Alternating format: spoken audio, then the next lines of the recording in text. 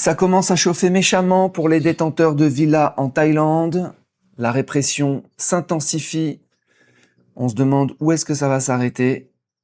Article du Bangkok Post que je vais commenter dans cet épisode de podcast. Je mettrai un lien en description. Donc, répression immobilière en Thaïlande, les acheteurs étrangers suspendent leurs acquisitions de villas suite à la fermeture donc d'une faille juridique liée au prête-nom.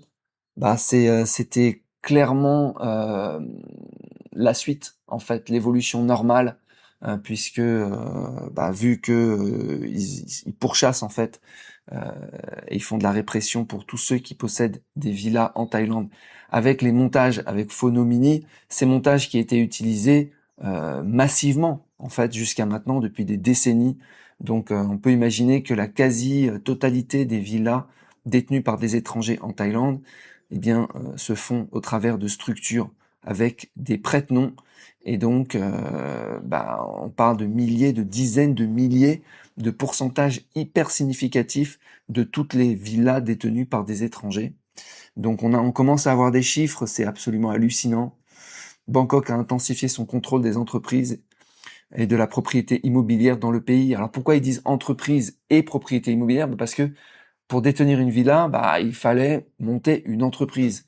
Et un étranger ne peut pas détenir plus de 49% d'une entreprise. Donc, ils mettent à 51% un prête-nom. Que ce soit d'ailleurs une entreprise ou une villa, en fait, c'est le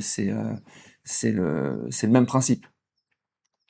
11 246 entreprises à Koh Phangan et Koh Samui, où des étrangers détiennent des participations. Ça représente 68% de toutes les entreprises enregistrées sur les deux îles, qui sont des districts de la province méridionale de Thaïlande, etc.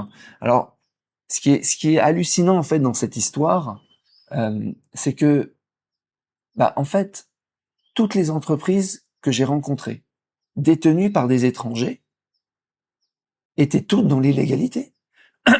Villa ou pas villa. Les restaurants, les salons de massage, tout ça, qui sont détenus par les bars, les hôtels, tout. Pourquoi? Parce que qu'est-ce qu'ils font en général? Ils mettent soit un prête-nom, c'est des montages qui sont faits avec un avocat, soit ils mettent leur femme, mais s'ils mettent leur femme, elle n'a pas été, la femme n'a pas mis de l'argent dans le capital de la boîte, donc pareil, c'est comme un prête-nom en fait. Elle est utilisée alors que le vrai détenteur de la boîte, celui qui dirige, celui qui touche les bénéfices, c'est l'homme. Soit ils mettent tout au nom de leur femme, ça on trouve aussi, mais là encore, c'est un faux actionnaire dans la société. Donc en fait, j'ai pas rencontré de cas, et c'est incroyable de dire ça, quoi, mais j'ai pas rencontré de cas où c'était clean. En fait, pour que ce soit clean, il faut qu'il y ait un investisseur, un actionnaire local qui soit partie prenante vraiment dans la boîte et majoritaire. Donc faut qu'il y ait un alignement de planètes qui est simplement très compliqué. Vous arrivez dans un pays, vous voulez monter un restaurant, il y a pas de, c'est très compliqué. Il y a pas de solution. En fait, je vois pas de solution. Et ce qui est d'autant plus étrange, c'est que en fait tous les pays autour, et j'espère que peut-être que ça changera en Thaïlande, mais tous les pays autour, que ce soit Vietnam, Cambodge ou Indonésie, j'ai fait un podcast dessus, on peut être détenteur à 100% en fait de la boîte légalement, sans prête-nom, sans rien. Donc la Thaïlande est un des rares pays d'Asie du Sud-Est où c'est pas autorisé en fait. Alors on continue. Donc le DBD a également identifié plus de 7000 entreprises soupçonnées d'utiliser des structures de prête-nom illégales, principalement dans les secteurs de l'immobilier, tourisme et hôtellerie. Mais sans surprise en fait, sans surprise. Il pourrait quasiment, j'ai envie de dire, arrêter tous les étrangers qui détiennent une structure, qui détiennent des participations dans une structure. Il y a forcément soupçon.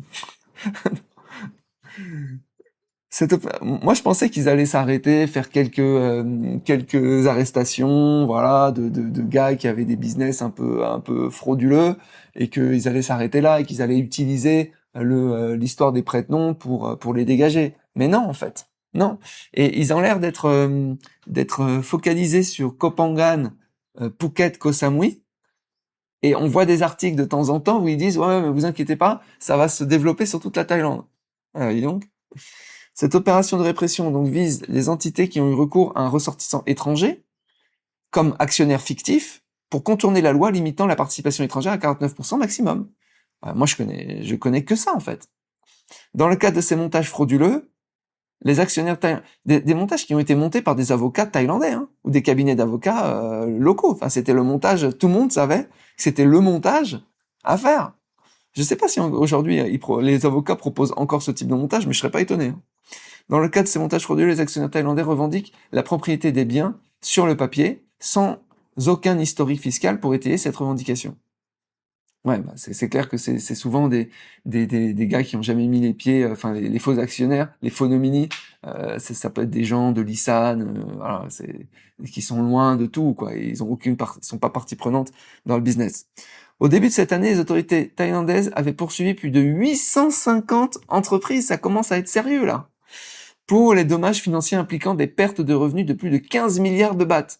Là, à mon avis, là, tu perds tout, hein. Là, tu perds, là, c'est fini, hein. Tu peux pas dire, oui, j'ai fait un montage phonomini, mais c'est quand même ma boîte, ou c'est quand même mon bien immobilier, donc on va transformer ça en leasehold ou faire quelque chose. Oh non, c'est fini. Nom de Dieu. Alors, l'agence immobilière Lis Sotheby International Realty Thailand a déclaré que bien que les données sur la propriété des villas individuelles ne soient pas accessibles au public, les acheteurs internationaux représentent l'écrasante majorité de l'activité sur le marché des villas haut de gamme à Phuket et Koh Samui. Qui achètent des villas? Les étrangers. Et comment ils les achètent? Ben, avec des phonomini. Voilà. Alors, il y a moyen, entre guillemets, d'acheter parce que t'es pas vraiment propriétaire, mais c'est de prendre un leasehold de 30 ans. Voilà, ça tu peux faire, c'est légal, tu prends une location long terme sur une villa, c'est légal. Mais le mec qui fait construire sa villa sur mesure, son petit paradis, est-ce qu'il a envie simplement de prendre une location long terme de 30 ans qui est impossible à revendre? Parce que le mec va vivre 10 ans dedans, au bout de 10 ans, il veut revendre un leasehold, donc le restant du contrat de location, il reste 20 ans. C'est un marché qui est totalement illiquide, le leasehold. Pas que en Thaïlande, mais partout dans le monde. Quand il reste quelques années comme ça, les gens rachètent éventuellement sur le nombre d'années restantes. Mais qui est intéressé parfois pour racheter 7 ans, 8 ans, 12 ans? C'est pas du tout le prix, c'est pas du tout une propriété ad vitam aeternam. C'est pas de la pleine propriété. Alors ils disent, on observe une plus grande hésitation chez les acheteurs, notamment chez ceux qui évaluaient encore leurs options, a déclaré Félix Desjardins, conseiller immobilier de l'agence. Il en résulte un ralentissement du processus décisionnel et dans certains cas un repli temporaire vers les copropriétés, donc les condos, parce qu'on peut être propriétaire à 100% de condos en Thaïlande. Si on est dans le foreign quota, dans le quota étranger, ça passe. Donc ça, c'est le seul truc qui est vraiment, je trouve, très très propre en Thaïlande, c'est la détention de condos.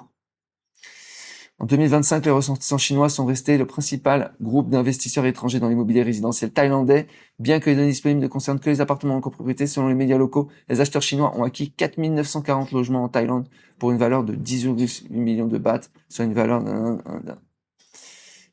soit une baisse respective de 12,9% et de 30% par rapport à l'année précédente. Eh ouais, hein. Dans les projets immobiliers qui vendent des appartements en copropriété ou des appartements classiques, les acheteurs étrangers sont autorisés à posséder, voilà, jusqu'à 49% du développement total de la propriété. Donc, il y a des appartements qui sont pour les étrangers à hauteur de 49% des appartements. Donc ça, c'est pour les condos. Donc les condos, c'est bien, je trouve, ce qu'ils ont fait en Thaïlande. Par contre, sur les villas, il y a un vrai problème. Voilà les amis, bah écoutez, je vous tiendrai au courant de l'évolution de la répression sur les villas et aussi sur les entreprises, parce que c'est pas que les villas hein, qui sont concernées, parce que les villas, on peut faire un leasehold. Si on veut vraiment vivre dans une villa, on fait un bail de 30 ans. Par contre, une entreprise dans l'hôtellerie, restauration, etc. Bah là, il y a pas vraiment de solution là. Ou bien je connais pas. Voilà les amis, je vous souhaite une très bonne journée et n'oubliez pas de vous abonner au podcast audio et de venir sur le groupe Telegram pour discuter de ces sujets. Ciao.